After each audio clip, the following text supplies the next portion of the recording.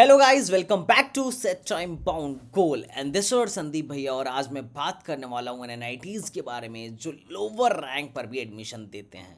हाँ गाइस, 60,000 के बाद अगर आपकी रैंक है 1 लाख तक भी जा रही है या 1.5 लाख तक जा रही है, तो आपको कौन सी एनआईटीज़ प्रीफर करनी चाहिए, कौन से एनआईटीज़ में आपको कौन सी एनआईटीज़ मिलने के आपके चांसेस हैं।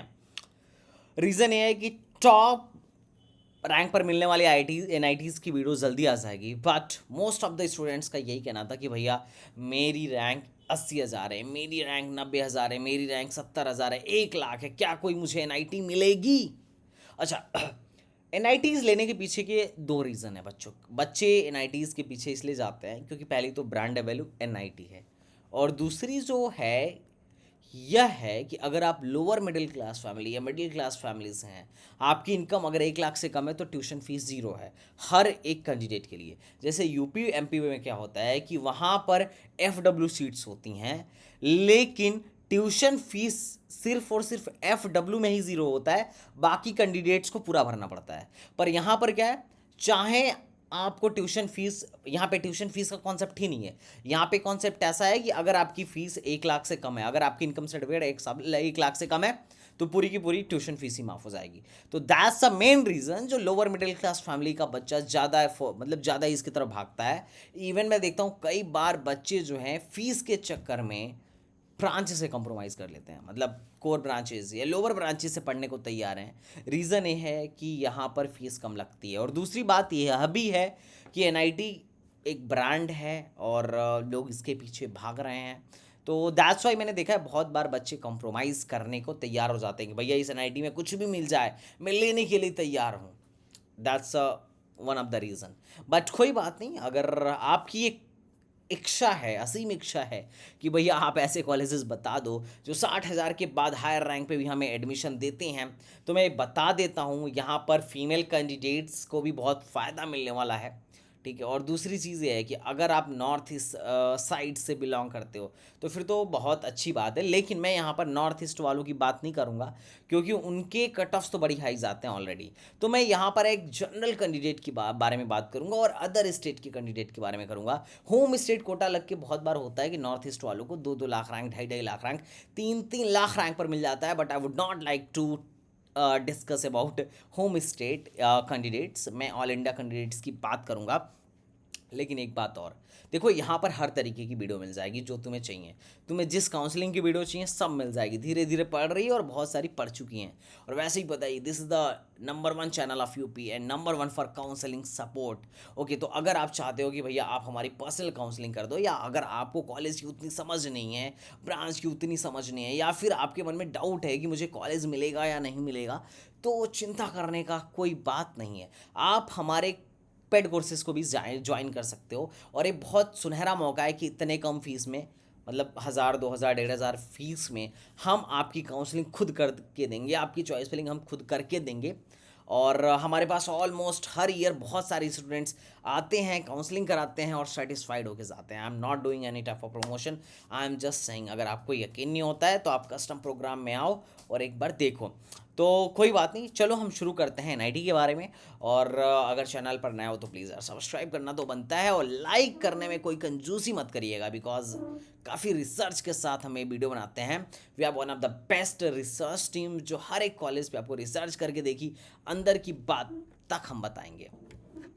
तो अगर हम बात करें कि हमें कहाँ पर वो करना चाहिए, where I have to go, so that's जो पहले नंबर पे एन आई टी है, that is N I T Jalandhar. N I T Jalandhar में अगर आप फीमेल कैंडिडेट हो तो 1 लाख तक मैक्सिमम मिलने का चांसेस रहते हैं, और मैं जनरल की बात कर रहा हूँ।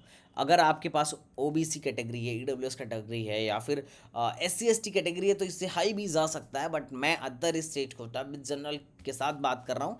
ठीक है, तो यहाँ पे सिविल मिल जाता है और केमिकल देखने को मिल जाता है फीमेल कैंडिडेट के लिए, और मेल कैंडिडेट के लिए biotechnology, IP and textile.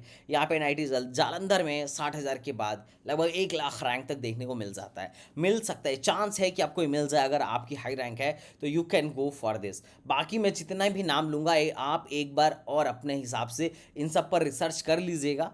Most probably है कि मिल जाए। ठीक है, तो एग्जैक्ट डेट आपको देखना हो तो मैं जो जोसा और सी सैप की वेबसाइट है उसका क्यूआर ओपनिंग और क्लोजिंग रैंक का लिंक नीचे डाल दूंगा, या फिर मैं इसे अपने टेलीग्राम चैनल पर डाल दूंगा, तो आप वहाँ से जाके बिल्कुल भी देख सकते हैं।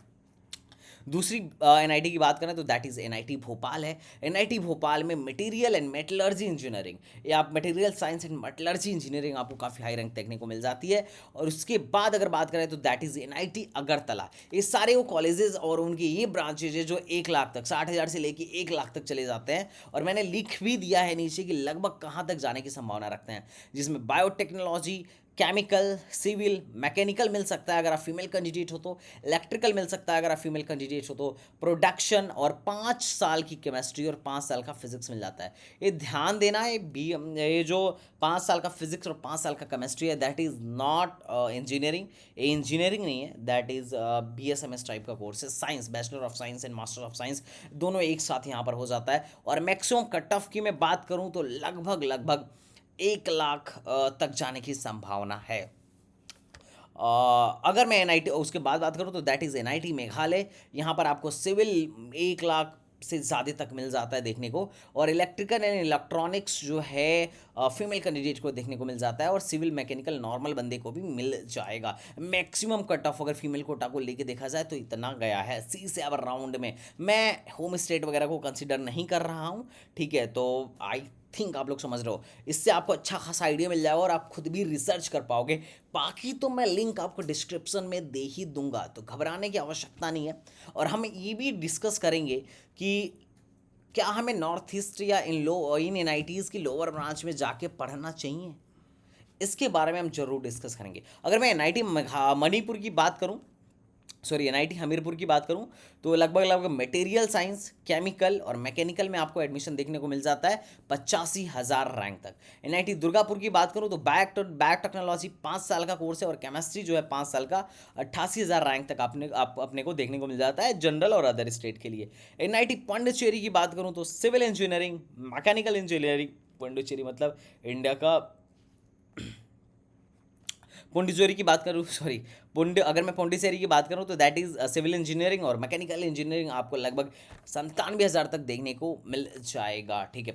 एनआईटी नागालैंड, अब चूंकि नॉर्थ ईस्ट की एनआईटीज़ तो आएंगी ही आएंगी, क्योंकि सबसे लो रैंक तक यही एडमिशन देती हैं। इसमें civil engineering, electronic engineering and electronics and instrumentation, और ईसी फीमेल कोटा में इलेक्ट्रॉनिक्स एंड इंस्ट्रूमेंटेशन और इलेक्ट्रॉनिक्स एंड कम्युनिकेशन 1,37,000 तक मैक्सिमम देखने को मिल जाता है, ठीक है। ये मैं जनरल और अदर स्टेट की बात कर रहा हूँ, फिर से मैं बोल रहा हूँ। एनआईटी पटना की बात किया जाए तो मटेरियल साइंस 5 साल वाला course, civil engineering, mechanical engineering and mechanical with specialization, ये काफ़ी लो रैंक तक आपको देखने को मिलता है, जिसका मैक्सिमम कट ऑफ जो गया है इन सारे कोर्सेज में से दैट इज़ 1.1 लाख का क्या है। एनआईटी मेघालय की मैं अगर बात करूं तो एनआईटी मेघालय के बारे में हम ऑलरेडी पीछे डिस्कस कर चुके हैं। अब बात करते हैं एनआईटी सिक्किम के, तो एनआईटी सिक्किम के बारे में सिविल इंजीनियरिंग लो रैंक तक मिलता है, और इलेक्ट्रिकल एंड इलेक्ट्रॉनिक्स ट्रिपल ही आपको देखने को मिल जाता है लगभग 1 लाख रैंक तक। तो you can consider it also अगर आपकी रैंक बहुत लो है तो। लेकिन आपको एक्चुअली में करना चाहिए या नहीं करना चाहिए, इसके बारे में भी हम डिस्कस करेंगे, ठीक है। बहुत सारे फैक्टर्स हैं इसके पीछे, हम एक फैक्टर से डिसाइड नहीं करेंगे कि हमको नॉर्थ ईस्ट के 90 में जाना है या नहीं जाना है, लोअर ब्रांच में जाना चाहिए या नहीं जाना चाहिए। मैं अभी भी ये बात बोल रहा हूँ कि ना तो हर एक GFTI अच्छी है और ना ही हर एक NIT अच्छी है। अगर आपको अपने स्टेट में उससे बेटर ऑप्शन मिल रहा है तो go for that, okay. NIT Arunachal Pradesh की बात करूं तो इलेक्ट्रिकल, सिविल और मैकेनिकल आपको देखने को मिल जाता है 1.18 लाख रैंक तक। मैक्सिमम मैं बता रहा हूं इन तीनों में से जिसका भी मैक्सिमम गया है, सिविल का ही गया ऑब्वियसली। अगर एनआईटी मणिपुर की बात करूं तो इलेक्ट्रिकल, ईसी और सिविल इंजीनियरिंग और मैकेनिकल लगभग 1.47 लाख तक देखने को आपको मिल जाता है। Most of the NITs north east के एनआईटीज़ हैं। हाँ, एनआईटी श्रीनगर बहुत लोग कंसीडर करते हैं, इसमें civil engineering, chemical engineering, metallurgy और मैकेनिकल, इलेक्ट्रिकल लगभग 1.5 लाख तक देखने को मिल जाता है। इलेक्ट्रिकल इंजीनियरिंग 1.5 लाख तक, लगभग 1 लाख से 1.5 लाख के बीच में फीमेल कैंडिडेट को ही जनरली देखने को मिलता है, तो ज़्यादा खुश होने की भी आवश्यकता नहीं है, ठीक है। नारी सब पर भारी। अगर मैं बात करूं एनआईटी सूरत की तो यहाँ पर एनआईटी सूरत काफ़ी अच्छी एनआईटी है, ध्यान रखिएगा। लेकिन यहाँ पर सिर्फ और सिर्फ आपको मिलने वाला है केमिस्ट्री, फिजिक्स और मैथमेटिक्स, जो कि बीटेक नहीं है, ध्यान रखिएगा। और हाँ, सिविल यहाँ पर मिल सकता है लगभग 1 लाख रैंक तक अगर आप नारी हैं तो। उसके बाद आता है एनआईटी वारंगल। हाँ, एनआईटी वारंगल में मिलता है 60 लाख के बाद, हाँ मिलता है, लेकिन बीटेक नहीं, 5 साल वाला कोर्स मिलता है जो केमिस्ट्री है, ठीक है। तो बैचलर ऑफ साइंस है। आईएसटी शिवपुर, ये क्या है कि पहले आईईएसटी था, बट नाउ यह एक एनआईटी के कैटेगरी में है और यहाँ पर भी फीसें माफ़ हो जाती हैं। तो यहाँ पे क्या है, मेटलर्जी, सिविल और माइनिंग आपको देखने को मिल जाती है 98,000 रैंक तक, ठीक है। हाँ, ये हो सकता है रैंक है फीमेल का है ठीक है। अगर मैं बात करूँ एनआईटी, इसके बाद अगर मैं बात करूँ IST Shivpur is a one of the good college, ठीक है। एनआईटी आंध्र प्रदेश की बात करूँ तो सिविल, केमिकल, मेटलर्जी, बायोटेक और मैकेनिकल आपको देखने को मिल जाता है लगभग 90,000 रैंक तक। और अब इसके बाद हम बात करते हैं एनआईटी उत्तराखंड, जो कि उत्तराखंड में है। यहाँ पर सिविल और मैकेनिकल लगभग 89 और 90,000 रैंक तक देखने को मिल जाते हैं अदर स्टेट वाले जनरल बच्चे को। हाँ, जिनकी रैंक जो AWS हैं, ये मैं जनरल रैंक बता रहा हूँ, जो लोग AWS हैं या जो लोग क्या कहते हैं OBC हैं, SC ST हैं या फीमेल हैं, उनकी रैंक ऑब्वियसली इंक्रीज़ होगी। हम तो जनरल बात कर रहे हैं। अगर आप OBC हैं और इसके अंदर आपकी रैंक आ रही है, इसका मतलब आपको अच्छे से अगर आप काउंसलिंग करेंगे जोसा की, तो आपको ईजिली कॉलेज मिल जाएगा। वैसे भी यार कॉलेज की टेंशन कभी मत लेना, क्योंकि 1,000 से ज़्यादा तो गवर्नमेंट कॉलेज इंडिया में हैं, 4,000 टोटल कॉलेजेस हैं और लगभग 10-12 लाख से ज़्यादा सीट्स हैं, तो काई को टेंशन लेने का, ठीक है। बट ये है कि जितना बढ़िया परसेंटाइल उतना बढ़िया कॉलेज, ये एक फंडा अपने जीवन में आप याद रखना। अगर मैं बात करूँ एनआईटी मिजोरम की, तो electrical and electronics engineering, civil engineering and mechanical engineering अपने को देखने को मिल जाती है 1.25 लाख रैंक तक। और अगर मैं बात करूँ एनआईटी रायपुर की, तो biotech for female, mining and metallurgy आपको लाखों रैंक तक देखने को मिल जाती है। तो ये कुछ एनआईटीज़ थी, कुछ एन थी जो अगर आपकी रैंक 60,000 प्लस है तो भी इन एन में आपका एडमिशन हो जाएगा। So you can consider all these N.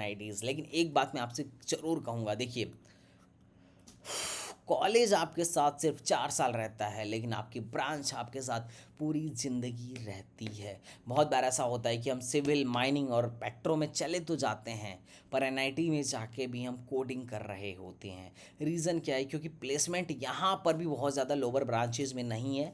लेकिन एनआईटीज़ में अगर आपको अच्छी एनआईटी मिल रही, तो एक फ़ायदा मैं आपको ज़रूर दिखाना चाहूँगा, बताना चाहूँगा कि यहाँ पर क्या ना, अच्छी अच्छी कंपनियाँ आती हैं और मोस्ट ऑफ द कंपनीज़ क्या हैं, हर एक ब्रांच को अलाउ करती हैं।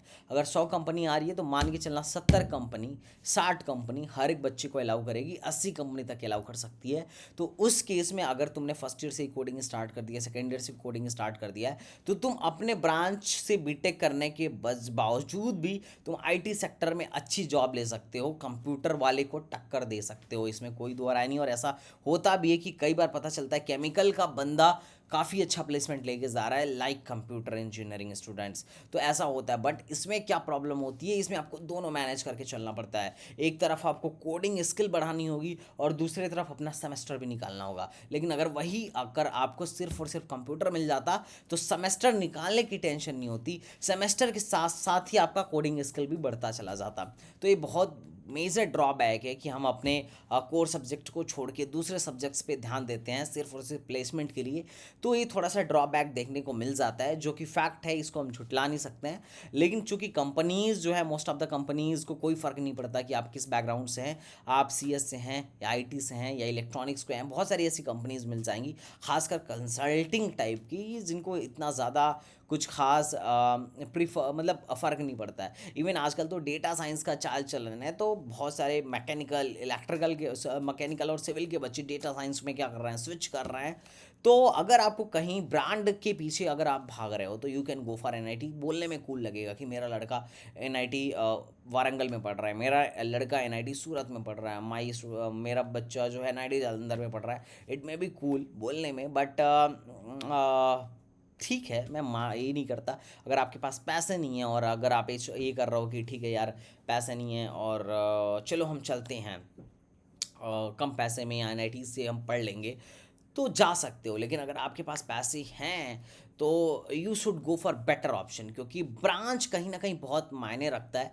मैंने एक बात जो आपको बोली है उसको ध्यान रखना। अगर आप मान लो पेट्रोकेमिकल या इंडस्ट्रियल प्रोडक्शन से चले गए तो बहुत हद तक ये चांस है, बहुत हद तक ये चांस है कि आपका प्लेसमेंट सीएस के साथ हो जाए, लेकिन इसके लिए आपको घिसना होगा, ये बात सत्य है।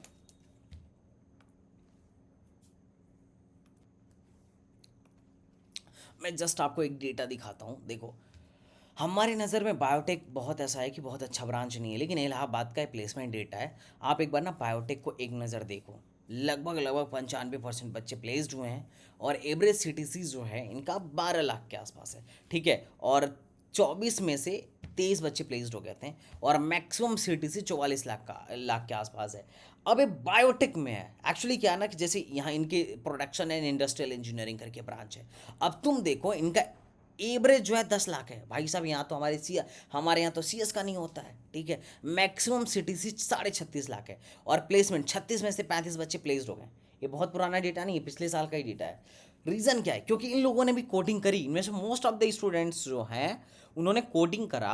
अब चूंकि इनके कैंपस में बहुत अच्छी कंपनियाँ आती हैं, बहुत अच्छी कंपनियाँ आती हैं, दैट्स वाई ये रीज़न है कि इन्होंने सेकेंड ईयर फर्स्ट ईयर से ही लग के कोडिंग करा, और अपना सेमेस्टर भी साथ ही साथ निकाला, और बाद में इन्होंने क्या किया, एक अच्छा प्लेसमेंट फोड़ा।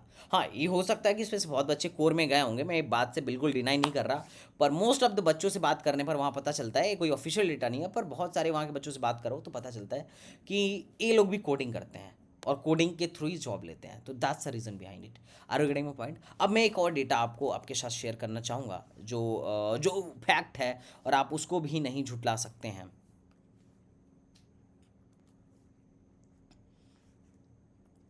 अभी आपने देखा नाइट इलाहाबाद का प्लेसमेंट, और जो कि काफ़ी औसम था सच में। लेकिन मैं एक चीज़ आपको और दिखाऊंगा। ये रहा एनआईटी वारंगल का, आई थिंक। हाँ, एनआईटी वारंगल का प्लेसमेंट है, और मैं आपको प्लेसमेंट दिखाता हूँ।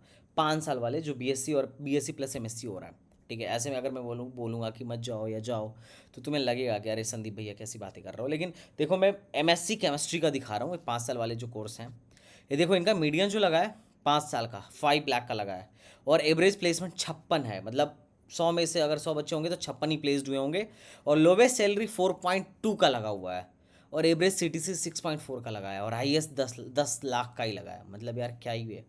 और वो भी जहाँ लगा है देखो कहाँ लगा हुआ है, ठीक है। नारायणा एकेडमी कोचिंग है, आकाश कोचिंग है, फिटजी कोचिंग है, श्री चैतन्य कोचिंग है। मतलब कोचिंगों में ही इनका ज़्यादा सिलेक्शन हुआ है।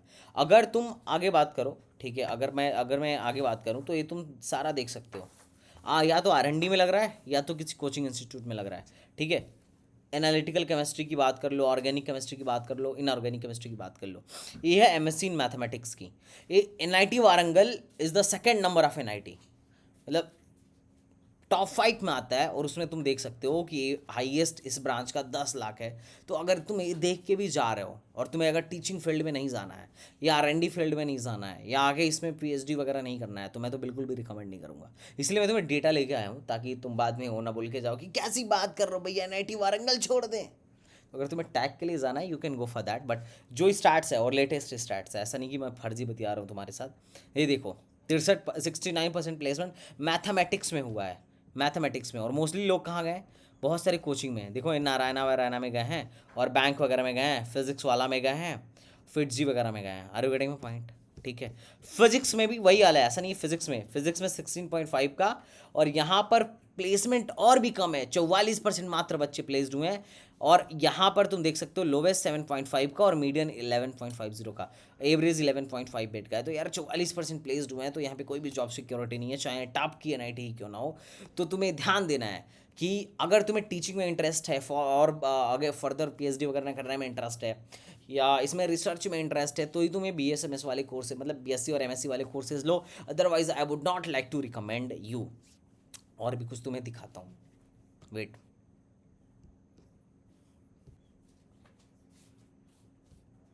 ये तुम एनआईटी सूरत का प्लेसमेंट स्टैट्स देखो, 18-19 वाला लेटेस्ट तो इन्होंने डाला ही नहीं है। Physics chemistry math minimum 2.5 lakh का, मैक्सिमम 6 लाख का अप्लाइड केमिस्ट्री में। अप्लाइड फिजिक्स में यू कैन सी यार कंप्यूटर में क्या चल रहा है, बीटेक में क्या चल रहा है और एमएससी बीएससी में क्या चल रहा है। तो मुझे मेरे हिसाब से तुम्हें मामला समझ में आ गया होगा। देखो अगर टॉप के नाइटीज़ में बीटेक वाला कोर्स मिल रहा है तो यू कैन गो, ठीक है, क्योंकि तुम अगर इसका भी इनका भी उठा के देखो, क्या कहते हैं, एनआईटी ट्रिची वालों का भी उठा के देखो, मतलब बीटेक वाला कोर्स में स्टैट्स दिखा देता हूँ।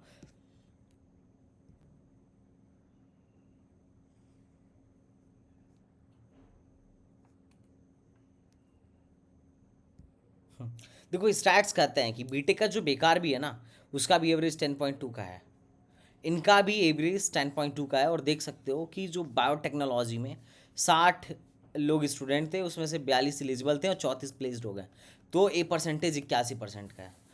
मेटलर्जी में 38 में से 30%, 30 बच्चे प्लेस्ड हो गए, 8 ही तो बेरोजगार रहे हैं, वो भी कहीं ना कहीं फॉरेन वॉरेन के लिए चले गए होंगे, और 78% का प्लेसमेंट था। मीडियन सैलरी भी 10.5 रही, एवरेज सैलरी 10.5 लगी। तो इसका मतलब ये है कि मामला ये है कि देखो अगर तुम टॉप के नाइटीज़ में जा रहे हो, टॉप के नाइटीज़ में तुम्हें लोअर ब्रांच भी मिल रहा है तो तुम जा सकते हो, मैं मना नहीं कर रहा। लेकिन ये जो ए वाले कोर्सेज है ना, बीटेक और एमटेक वाले, उसमें बड़ा दिक्कत है। एमएससी मैथ में तुम देखो, एमएससी मैथ में देखो, अप्लाइड मैथमेटिक्स में 26 में से 25 में से 11, मतलब 44% का प्लेसमेंट रहा, 44% का ही प्लेसमेंट रहा।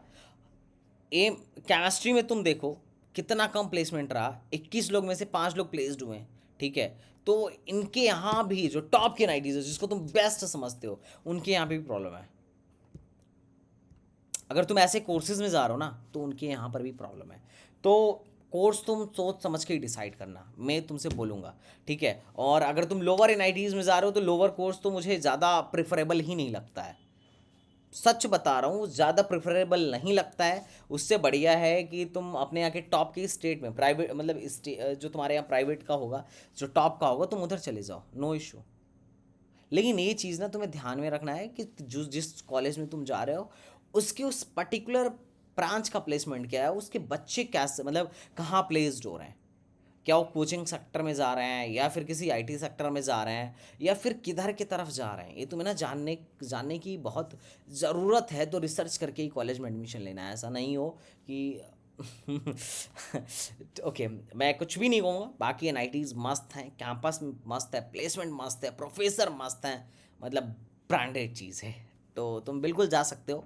तो आई होप तुम्हारे सारी क्वारीज क्लियर हो गई होंगी। और एक बात और, अगर 4-5 एनआईटीज़ को छोड़ दिया जाए ना, तो हर एनआईटी में लगभग लगभग ब्रांच चेंज करने का ऑप्शन होता है। मतलब मैं समझाता हूँ, मान लो तुमने फर्स्ट ईयर में ले लिया केमिकल, और तुमने बहुत मेहनत करके सीपीआई लाई बहुत तगड़ी, तो तुम केमिकल से सीएससी या अदर ब्रांचेज में भी स्विच कर सकते हो। होता क्या है कि हर साल कुछ ना कुछ सीटें वैकेंट रहती हैं, चाहे सीएससी की बात करो, ईसी की बात करो, कुछ ना कुछ वैकेंट रह ही जाती हैं।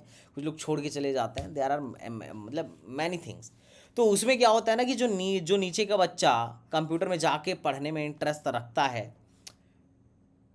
उसको ऑप्शन दिया जाता है। एक फॉर्म आता है, हर साल एक फॉर्म निकलती है कि आप इस फॉर्म को फिल कर दो, ठीक है। सारे बच्चे अपग्रेडेशन के लिए फॉर्म फिल कर देते हैं, और इसमें से उन्हीं लोग का ब्रांच अपग्रेड हो पाता है जिनकी सीपीआई मस्त चल रही होती है।